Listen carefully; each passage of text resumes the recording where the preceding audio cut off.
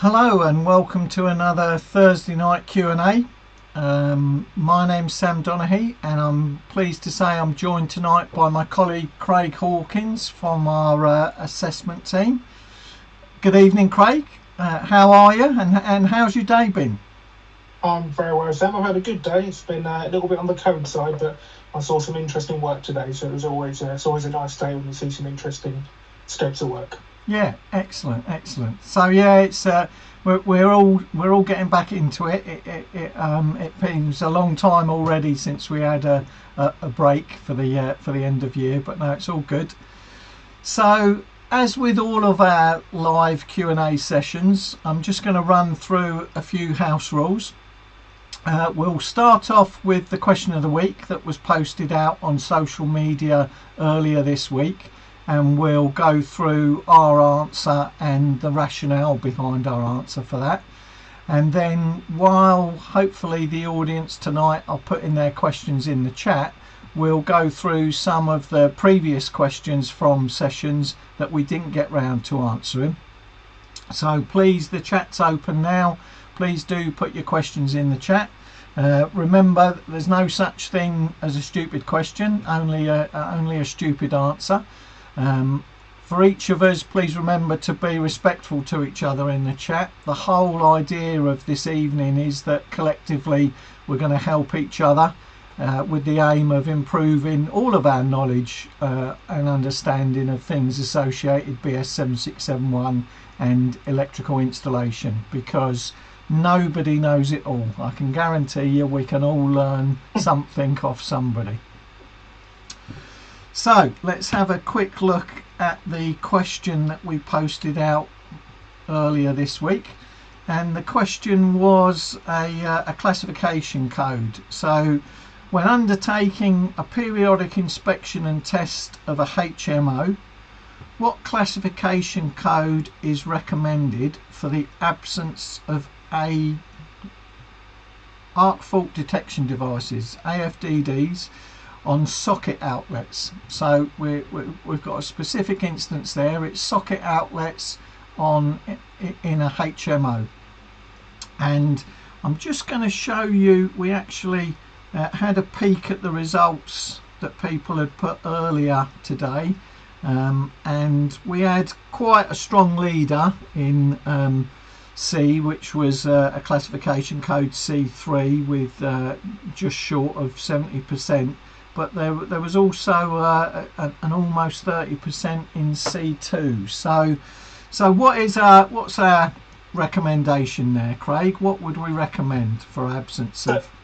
So the answer for this one is actually a C3. So the majority of people answering that question have got this one absolutely correct. So where we've got to look at for this particular regulation, because coding is associated to regulations in BS 7671, is 421.1.7, and that requires that AFDDs conforming to BSEN 6606 for single phase AC final circuits supplying socket outlets not exceeding 32 amps are provided for 4 situations. So high risk residential buildings, and that particular regulation gives guidance on what a HRRB is, purpose-built student accommodation and care homes, and then specifically for this question, HMOs, houses of multiple occupancy.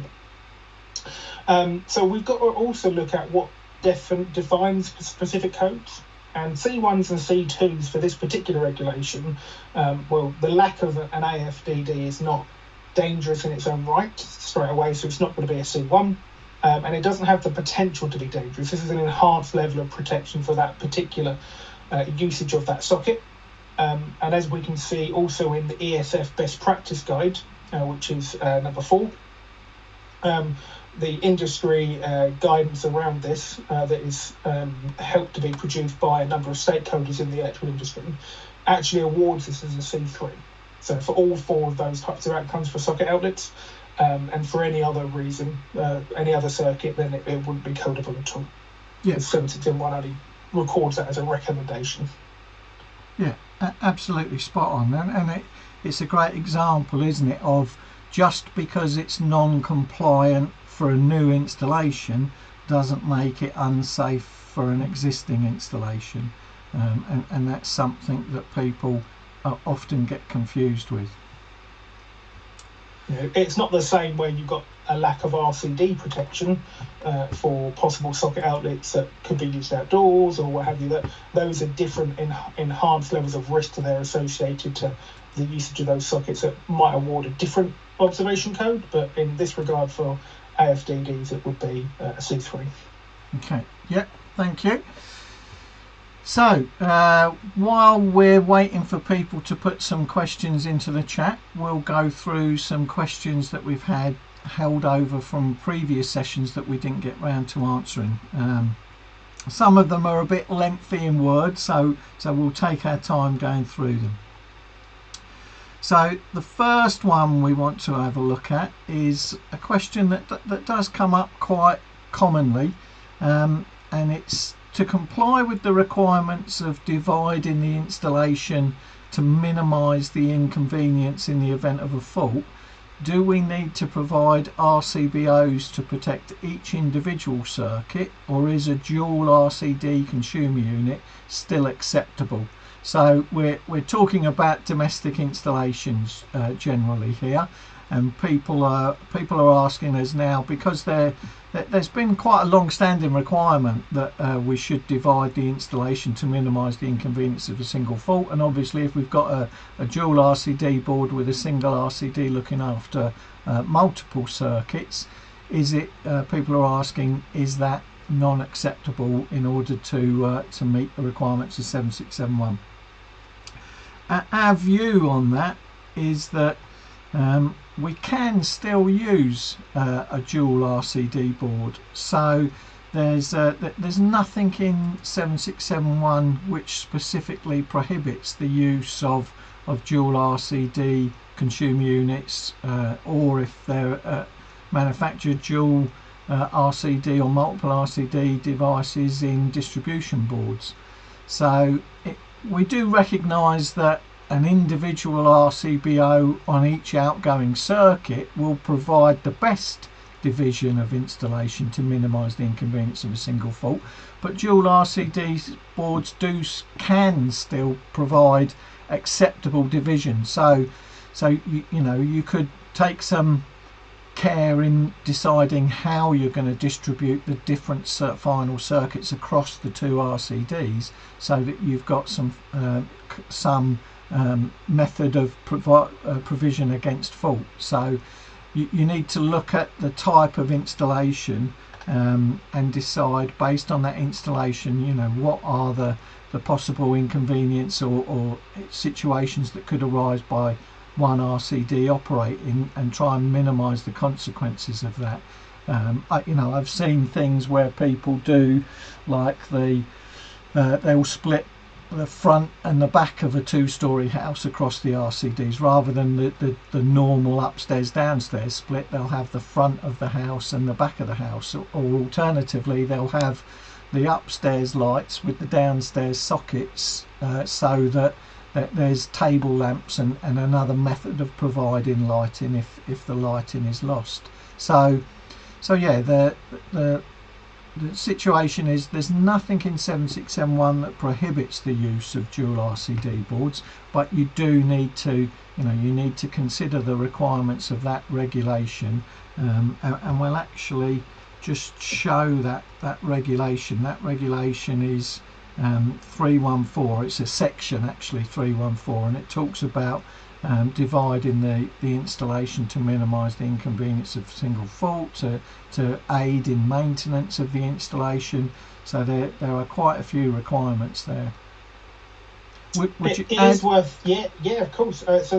worth noting here that 314 talks about division of installation. So that particular regulation doesn't preclude, as Sam says, the use of dual RCD boards. But there are other regulations in 7671 that make reference to the need to make sure the RCDs are not subjected to too much natural earth leakage current of in-service equipment. So there is a percentage based on that, and it's 30%. So on a 30 milliamp RCD, it's 9 milliamps across a singular RCD. So having an understanding of what that's going to be connected and utilised there, it is actually quite important to understand if a singular RCD for, let's say, 5 or 6 individual circuits is actually suitable. So this particular question refers to division of install, but what I'm referring to is selecting the RCD appropriately for the type of equipment and connected loads. And obviously there are other requirements. Maybe you've got naturally high conductor currents, maybe where you've got computer banks and stuff like that, and there are some additional requirements surrounding the protection for that and how much likely earth leakage is going to be. And those two regulations feed into each other, which means that you might have to have one RCD for that one particular circuit. But for division of install, dual RCDs are fine, but a consideration for the amount of leakage, intended leakage current that is inherently part of the electrical system must also be taken into consideration when designing those installations too. Yeah, that's a really good point, because the that accumulative leakage current issue was only just, well, fairly recently introduced, wasn't it? So yeah, it's that thing that now people often refer to as the 30% rule. So that's a really good point to make, and it does directly impact this situation, doesn't it? Yes.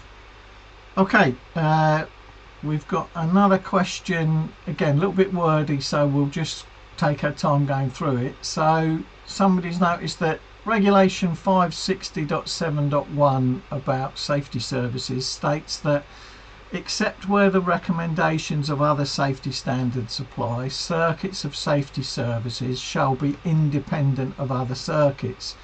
And that's then caused them to ask the question, so therefore, am I permitted to supply domestic smoke alarms from an existing domestic lighting circuit, or do they really need their own independent circuit? So yeah, someone's come across that regulation 560.7.1, which says that except where the recommendations of other safety standards apply, circuits of safety services shall be independent of other circuits, and asked, but can they supply domestic smoke alarms, domestic smoke and heat alarms, so domestic alarms from an existing lighting circuit?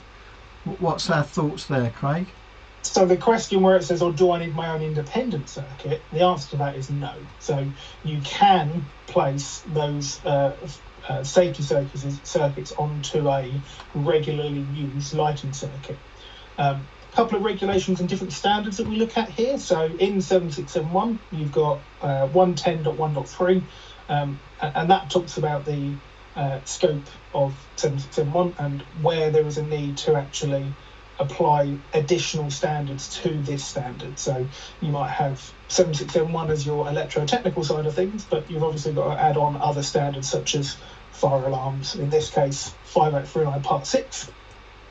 And it does talk about grade D systems on in part 6, and actually in some situations, depending on the utilisation of that installation, the recommendation within those standards may also say to put them onto a locally used or a commonly used local lighting circuit, as a means to make sure that the tenants or the property owners don't necessarily inadvertently disconnect or turn off the safety service that we want to maintain and be in use for the continued safety of that installation. Yeah. And it's one of those ones that you sometimes when we're reading 7671, especially when we're looking for something and we see something else, sometimes we quite often just take the single regulation out of context a little bit and just look at it on its own and not what the impact of the rest of it is. So you know, as you rightly said, that one there talks about except where the recommendations of other safety standards, and then 5839, which is the fire detection and alarm standard, clearly says it's acceptable, and that when takes precedence over the general requirements of 7671. You build on top, so you have your general 7671, and then you add on additional standards that may take an additional step for their protective requirements as well. Okay, another question that we've been asked is, and a great common phrase, so does the pipe work at a domestic boiler, require additional equipotential bonding for electrical safety reasons. Often people refer to it as cross bonding, so all the pipe work connected together, and when we see that, you know, or people often get confused or give it the answer that, you know, well, just in case, it may not need it, but I'm going to do it. So yeah, the answer to this one, in terms of does it need it, is no. There's no specific requirement in 7671 for boiler pipe work to be supplementary bonded. You know, there are clear requirements for extraneous conductive parts to be bonded, and there are different requirements for exposed conductive parts to be earthed. But there's nothing that you know, that this phrase cross bonding is something which doesn't appear in 7671, and it's a term that often people believe they understand, but there's no definition of it anywhere. So there's nothing that says you have to cross bond all of the pipe work. Maybe there's a possibility that some boiler manufacturers or the manufacturer's installation instructions ask for it, in which case 7671 says that those instructions should be taken into account or considered. But if you believe that it's actually going to introduce potentials that weren't there or cause issues, then you should really query that with the manufacturer concerned, and possibly amend the installation instructions or get them amended through requests. So that's really why there's that very subtle difference, which actually results in a huge difference. 7671 says to take account of manufacturer's instructions, and that's very different from blindly following them. So even if you do, then query it as to why, and if there's a reason for, you know, some functional requirement that needs that, then yeah. But if there's no reason and you've got concerns, then yeah, we really would recommend that you take it up with the manufacturer. Anything else you'd add on that one, Craig? Well, I suppose you've also got to consider that most manufacturers have a manifold plate that all the pipework ends up getting continuity through as well in most situations, so they're already in some regards electrically connected to one another, because generally speaking the pipes that leave most boilers are going to be metallic in nature. I don't believe actually any boiler manufacturer would connect non-metallic pipes to them. Most of them have metallic tails that leave them. So they're going to be, for lack of a better term, cross-bonded in the form of that metal structure anyway. But as Sam quite rightly said, the definition of cross-bonding doesn't exist, although it was a common practice many years ago, or maybe not so many, but maybe to me, because I don't remember doing much of it in my installation days, and because it wasn't warranted, because your equipotential bonding, as Sam said, for your gas, your water, oil if needed, or any other indeed extreme static parts, was carried out through the cables that fed them anyway. Yeah, I think sometimes this is one. It's a confusing issue that we as an industry created, because back in the day we did bond everything that didn't move. You know, aluminium window frames and sinks and all sorts. It was, yeah, it really was a poor understanding of what the requirements were, and you know that's resulted in a bit of carryover, and it often results in that situation where people say, if in doubt, bond it, whereas you know that could potentially introduce a dangerous voltage onto something that was before a piece of isolated metalwork which was safe. So yeah, be very careful. Okay, another one is nice and simple but very common. If an installation has inadequate earthing or bonding, can I carry out alterations or additions to the installation, and you know, we get that a lot. If the classic example is an older property with no earthing in the lighting circuit because it wasn't a requirement perhaps when it was installed, and people want to change it in the room from one-way to two-way lighting, and now want to know if they can do that without having to run a CPC to these points which don't exist at the moment. So can people do additions and alterations to an installation that's got inadequate earthing? Also, it's our joint favourite regulation here, Sam.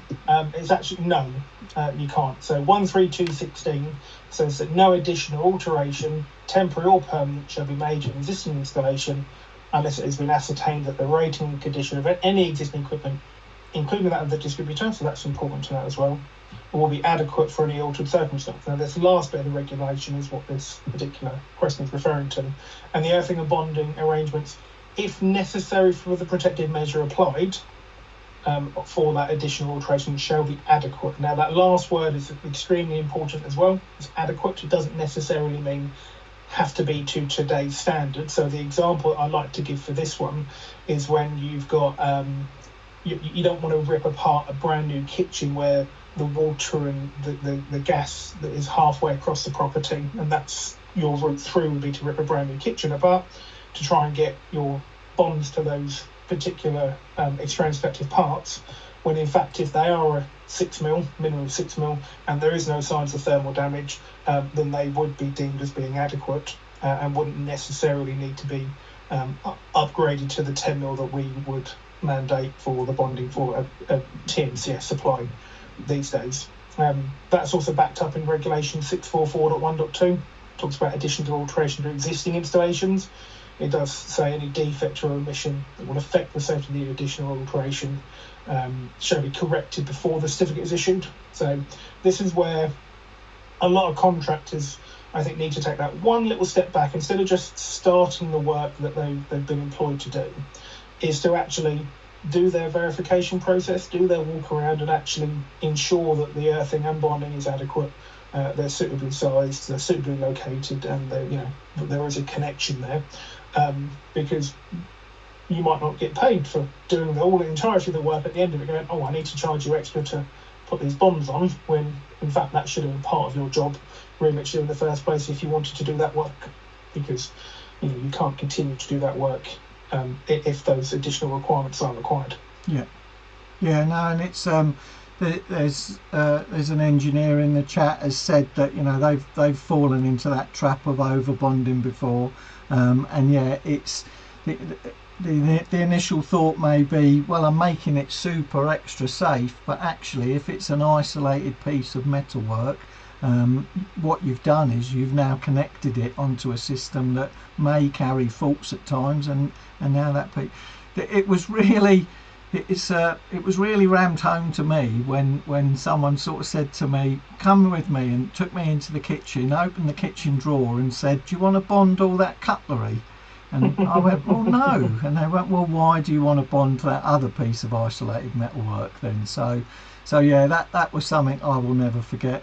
But yeah, it's true. This is one of the biggest things that when people talk about additions and alterations, they quite often say, well, it was like that when I got here, and I'm just here to add a switch or add a socket or add a light fitting.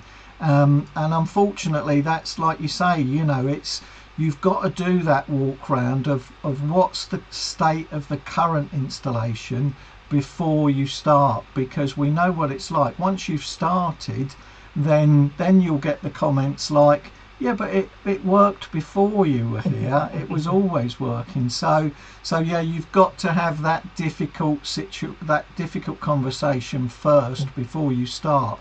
And it's the second bit there about how regulation 644 changed.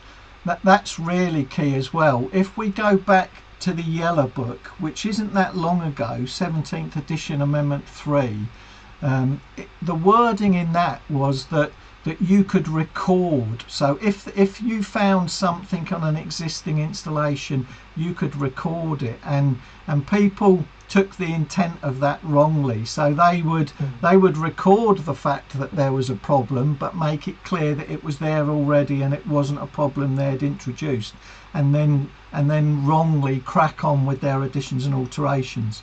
So when it was changed, although again a subtle change, it had a huge impact, because it made it quite clear that if there's a defect or omission that affects the safety of your addition or your alteration, then you can't go ahead and do it. You've got to correct it, and before you can issue the certificate for your work.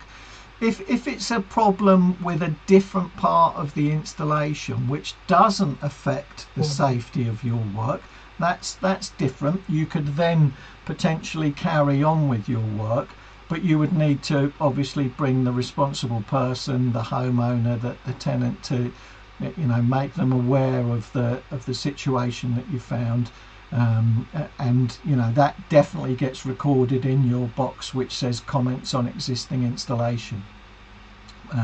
But yeah, it's 132.16 is the most common regulation that we talk about when people mention additions and alterations. It really is key. And yeah, again, engineer in the chat has put that engineering judgment and risk assessment are so important with additions and alterations, because how many times have we been caught with, oh yeah, that's just quick, I'll do that on the way home from my daytime job, and then you're still there at 2 in the morning because the fault that was already there has now become your fault. So yeah. Okay, yeah, please do, if you've got any questions, we will try and answer them. Put them in the chat. We've got one that we'll certainly get to, but we'll do one more that was hung over from previous, and again, quite a common one that we do get asked. So what classification code would we recommend be assigned if the seal on the DNO cutout fuse has been removed?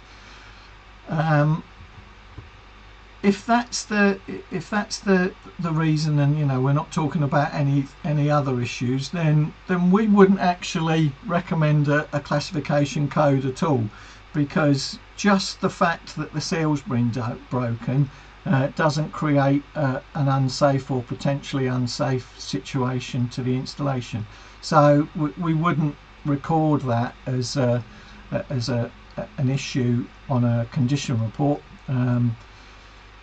No classification code required. We would suggest that the responsible person, the owner or the occupier, should be informed that the seal's missing, and they should then have the responsibility to contact their relevant DNO or meter operator or energy provider.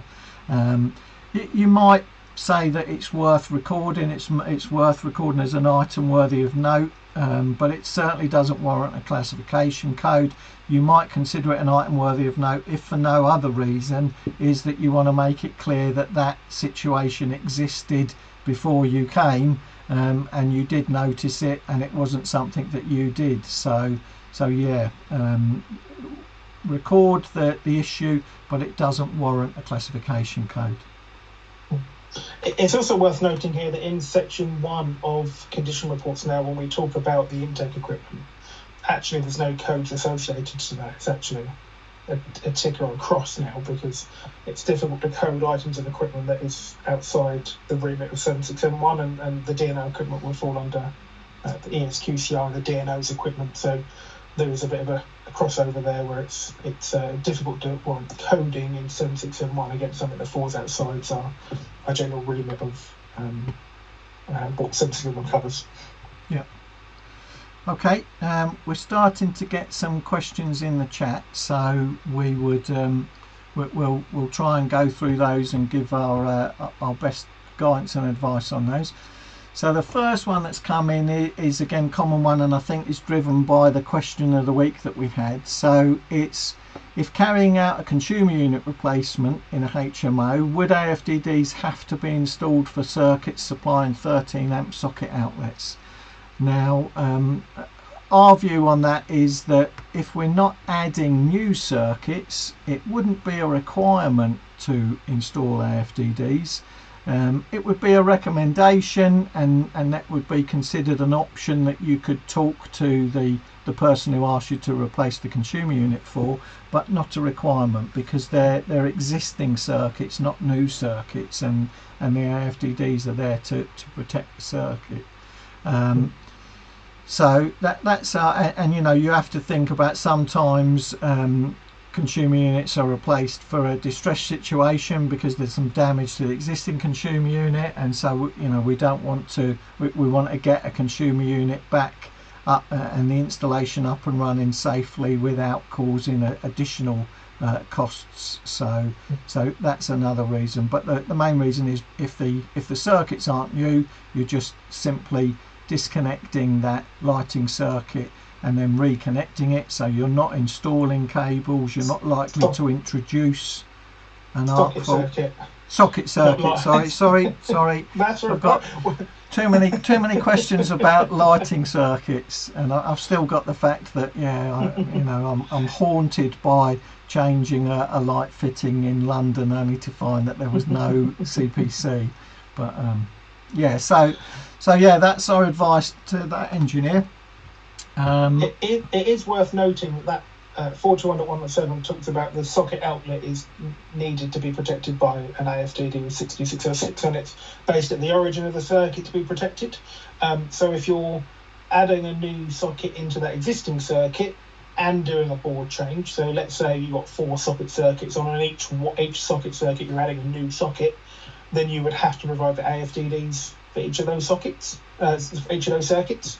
But if you're only doing that on one circuit, you would technically only need to provide the AFDD on the circuit that you're making the new additional socket onto, or possibly the new circuit if you're putting a new circuit in for the socket outlets as well. But yeah, not solely for a consumer unit change.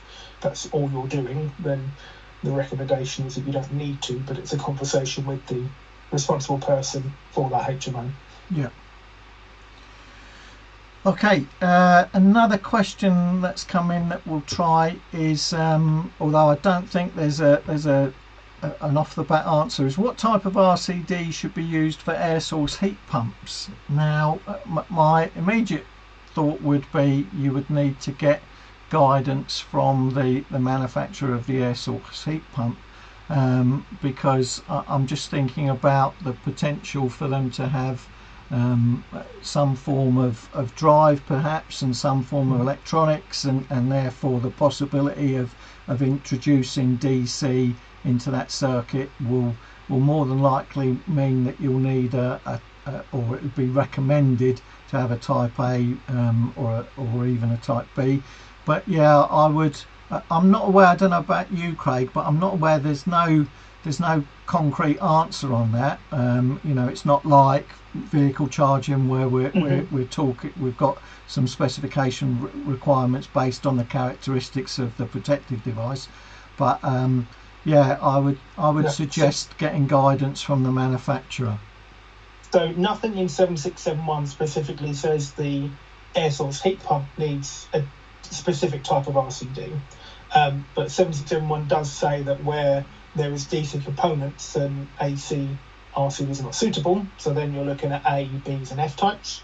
And then you've got to look at the manufacturer's instructions. And generally speaking, it's probably going to be an A type. However, some of the manufacturer's instructions, if they've got VFDs, variable frequency, or VSDs, variable speed drives, actually some of the manufacturer's instructions that I've seen recently for larger air source heat pumps actually stipulate a B type.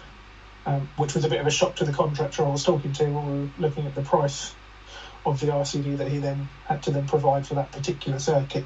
So it's worth having a look at the manufacturing instructions, taking those into account, and making sure that actually when we talk about selecting those types of RCDs, that may have to be upstream as well to make sure any upstream RCDs or downstream RCDs of that device are also suitable of dealing with that level of DC input that could cause immunity of the RCD sensing coil and then being inoperable while in use. Yeah, because we're aware that often the addition of air source heat pumps and similar equipment to existing installations often results in a small two-way board which is then fed from the main board. And so, like Craig says, you've got to think not only about the RCD local to the equipment, but if there are further RCDs in the installation upstream near the origin, then you've got to make sure that they're compatible as well. So for example, if that were an AC feeding it, or if it was a dual RCD board as we talked about in one of the earlier questions, then you would need to consider those RCDs as well. Yeah, it's worth noting that if they're in line and not in the vicinity of, so if someone's spliced into the meter towers using the appropriate connections, such as Henley blocks, that sort of thing, and goes through a separate board that way, then obviously the feedback DC will not enter the RCDs and the rest of the property. So it's only when they're in situ in line with the those devices that we've got to consider those things. Yeah. If engineers again sort of picked up on the question about AFDDs and said it's an interesting approach, and what would we say if there were only 60898s or 3036s in the board? We view RCD protection as different in terms of it's often providing your protection against electric shock, or at least providing additional protection even if you've got other devices. So we would suggest that when replacing a consumer unit, the circuits that require RCD protection, for example socket outlets, bathroom circuits, are provided, because that's a protection against electric shock for the users of the installation. AFDDs, protection against arc fault, which we don't think you're going to introduce into the installation by changing just the consumer unit. So that's why we've got a recommendation to provide RCD protection when you change the board, even if it wasn't there before, but only a requirement to provide RCD protection when you change the board, but only a recommendation to provide AFDD protection. It's also worth looking at best practice guide number 1, because it makes the same recommendation that we're talking about there, is that AFDDs for HMOs of a sole consumer unit change is not mandatory, but if you're altering the circuit, the socket circuit, or you're adding a new socket circuit, then they are mandated. You've got to remember that the additional protection that an RCD offers for electric shock risk, there is a heightened risk there associated to human life, whereas an AFDD, that sort of level of enhanced protection that is reasonably new to the electrical industry, and it's a new technology that, or semi-new technology that is there to enhance the fire safety of the installation, that is in addition to all the already existing fire precautions that we've got in place in those installations, such as fire alarms, such as fire breaks, such as fire doors. So there's already layers of fire protection for that the AFDD is sort of stepping into helping, whereas the electric shock risk for the RCD is there to protect human life and those shock risks that could render someone inoperable, for lack of a better term there. We've got a great question, but it's not one that we're going to be easy to answer simply, but it's one that would create a great discussion in itself. So coding, do we think that C3 code should be more clearly explained to duty holders and consumers, so that it would perhaps result in some remedial action rather than returning to it in 5 or 10 years with the same recommendations unactioned? This often leads people to code things more harshly than they should just to get those updates and remedial work done, which isn't a good result for those inspectors in industry. In short, some respect for C3. it's a really good question and a strong topic, which was discussed again when they looked at sort of the plans for Amendment 4, because there was a strong push to remove C3, because what's the point? Nobody ever does anything about those items that are recorded in C3. But yeah, it's I think our view is that C3 does still have a place, because it differentiates between something which is non-compliant and the new requirements of 7671 would provide perhaps enhanced safety. So and it then differentiates between something which is either existing danger or potential danger, which are the C1s and C2s. But yeah, I think the bit that was said at the beginning of the question is the key. It does require an explanation so that people understand, okay, your installation doesn't meet current requirements, perhaps because it was installed to a previous revision. But that doesn't necessarily mean it's unsafe. But we believe that you would benefit from that enhanced safety, and have that conversation with, if you want to try and make your installation future proof as possible, then you would look to do those C3s so that then when the next person comes to use that installation, or perhaps the next person comes to buy that installation, you've then got the added advantage of it's actually been brought up to current standards, and those current standards normally are enhanced in safety purposes. So yeah, I think we believe that C3 does have a place, but the key is what you said. It needs a good explanation, because if you just say, oh, you don't need to worry about them, you don't need to do them, then they will never get done. And yeah, when the person asking you to do the report asks you to explain what are these C3s, then you should be doing that as part of it. So yeah, I think they do have a place. Yeah, I'm certainly not advocating that people go harsh.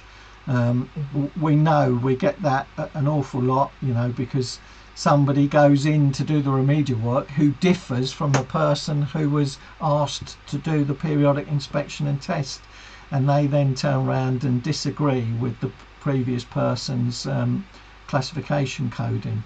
So yeah, we're a big advocate in supporting the guidance that Best Practice Guide 4 offers, and yeah, would still say that there's a place for C3, but it requires a good explanation to the person that you're delivering that report, who generally won't be electrically knowledgeable and won't understand the coding. So I really like the way this question is framed, actually, and to really understand the coding and the way things have been coded or look to be coded in the future, we've got to look at how they were coded historically. So Sam made reference to a statement earlier, which was it doesn't comply with today's standards, but isn't unsafe. So for those of us remember, you might remember code 4s. So we used to have C1, C2, C3, and C4s. Now, the goalposts for what those codes were slightly different to what they are today. As it sits under 7671, Code 1 is dangerous at this moment in time. Code 2, it has the potential to be dangerous. And Code 3 is that there is a recommended improvement there. Now, it is worth noting that the recommended improvement, that if remedied, will have a significant increase in safety. And I think that's the real part of that sentence that people forget about. And they look at the recommended improvement and go, well, it's a recommendation. But actually, that additional section there around increase in safety is very important, because sleeving on switch line and conductors is a common thing that I see coded as C3. So you've not identified the switch line in a light switch, as an example. But Best Practice Guide is quite clear on this, is that the additional safety you're going to have by sleeving that conductor is very minimal, because it should be isolated when it's worked on, and whoever's working on that should be able to identify that visually by their skill and knowledge. And therefore, actually, it's an NC and not a code 3. And in anyone that read Amendment 4, the proposed comments, the proposed draft for Amendment 4, was that code 3s were looked to increase their standing in relation to how that would be taken into account for the report. And there was a statement on the condition report page that code 3s would be taken into account as part of this report, and it should be something that the responsible person should take account of. And I think that the C3s have always needed to be taken account of, but they've sort of dropped off a little bit because there's no mandated requirement to repair or correct them, because the C1 and C2s are the ones that are really there to protect persons, properties, livestock, and so on. Whereas the C3s are, it's a nice thing to do, but they're not going to cause issues with electric shock risk in the future, and therefore you don't have to do them. But by virtue of sometimes doing the C1s and C2s, you end up clearing the C3s anyway. So no, as Sam said, C3s have a place. The evolution of how we code things does change over time, so code 4s are obviously no longer existent anymore. Have a look at best practice guide number 4. It gives some really good examples of what are C1, C2s and C3s, and then it gives examples of what NCs are. So generally not worthy of a code, but worthy of possibly noting, and then some myths as well. So it's really handy to utilise that document as a free resource for you guys as well. We'll I've got to mention, because just before we went live, myself and Craig were talking, and one of Craig's other roles is he gets involved in the assessment of hazardous area installations and the NIC hazardous area scheme for businesses that work in that part of the industry, and one of the things that they do in hazardous area is that if they recommend something and it's not carried out, then they have the option to escalate it, and so there's possibly it's something that we don't do at all in the electrotechnical world currently, but that's something that could be a consideration for the future. And the other one, I can always remember talking to people about, okay, so here's your periodic inspection and test report. Can I ask how long you intend to use this installation? And it would be, why are you asking me that? What's it got to do with you? And I would use that as part of the conversation of, well, there are some recommendations that you don't have to do immediately, but if you are looking to use this installation and you want to continue to use it safely and ensure that it's safe for continued use, then that's with the recommendation. If they were saying, well, we're actually going to knock that building down in 2 months,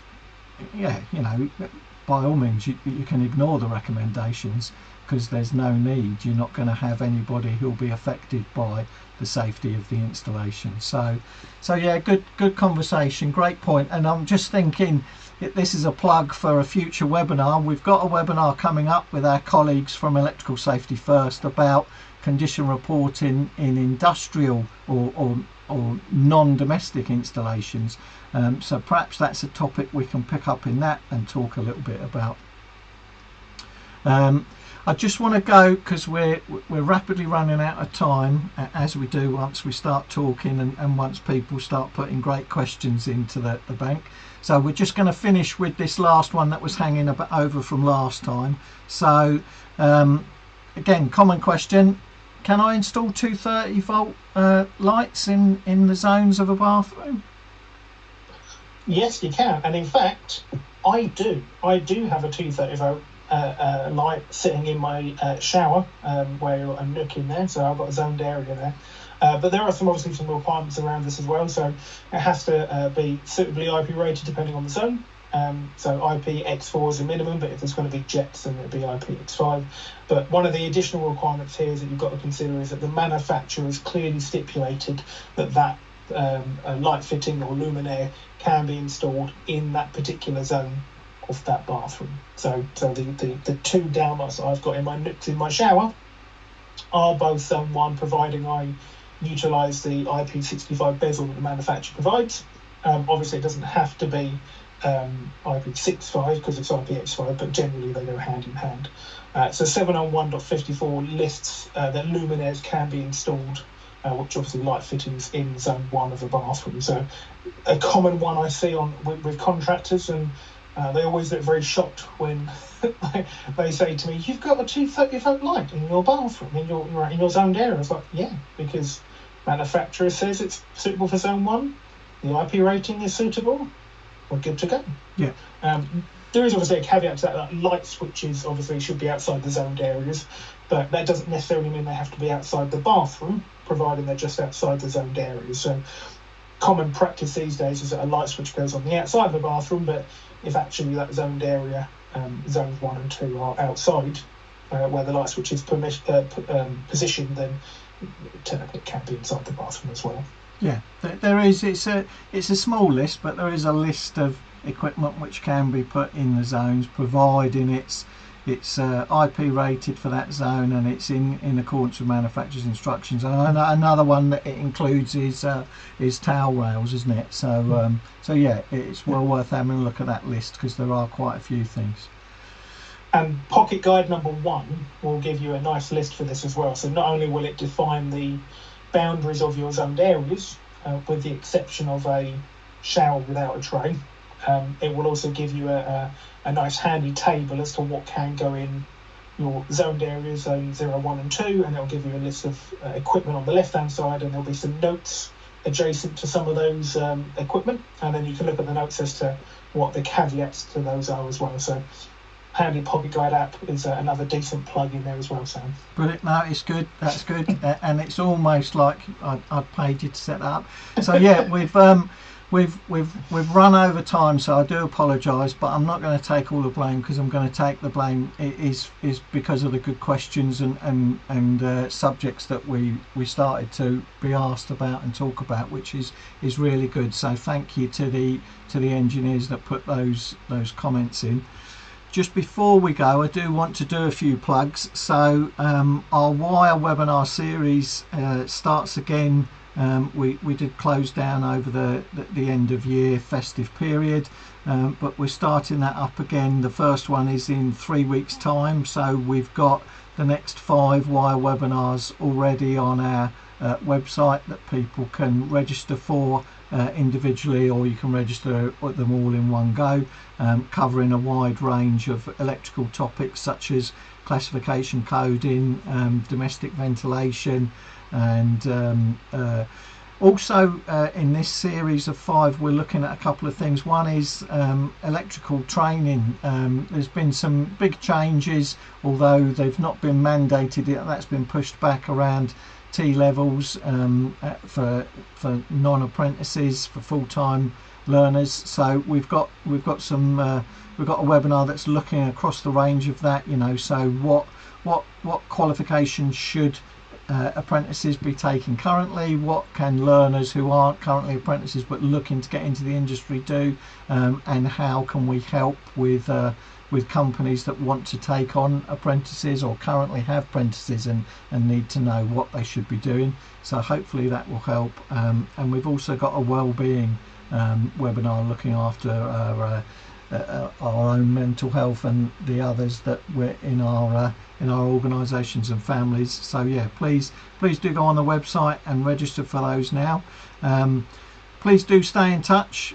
So we've got various social media channels that great people tonight have come through on Facebook, on YouTube, and through LinkedIn, which is great to see. So please do stay in touch with us.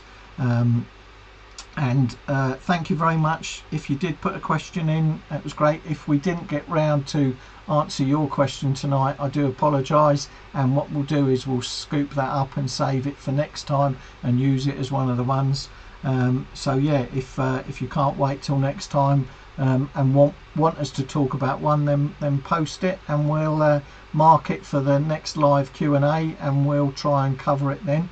The next live Q&A will be on Thursday the 27th, and as we said at the start, if you're watching this on catch up or on demand, then these live Q&A sessions are open to everybody. It's not just for NIC registered businesses. We're trying to do our bit to help and learn from each other, and so the whole thing is open to try and get some questions aired and discussed, and some consensus on what the answers should be. So yeah, please do take part. Thank you very much for those people that did. Once again, if we didn't get round to answer your question tonight, apologies, and we will try again. Craig, I can't believe again. It's always the fastest 45 minutes of my month. This is, and I wish there were lots of other things that went this quick and don't. So yeah, good. Always good to see you. Any final thoughts or words? Just enjoy your January, guys. We'll see you again. Not so much me, but Sam will see you again at the end of the month. And yeah, keep learning, keep developing. This industry is a forever changing, forever evolving industry that we all love and we're all part of. Don't sit still. Keep developing. Keep your knowledge sharp, because we're at that coalface. We're at that point in our careers where we need to make sure that we're staying up to date with the technological advancements that we see on a daily basis with you guys. So yeah, keep watching, keep learning, keep developing, and we'll see you on the next one. Yeah, great words. Thanks very much. Thanks, Craig, and thanks to everybody.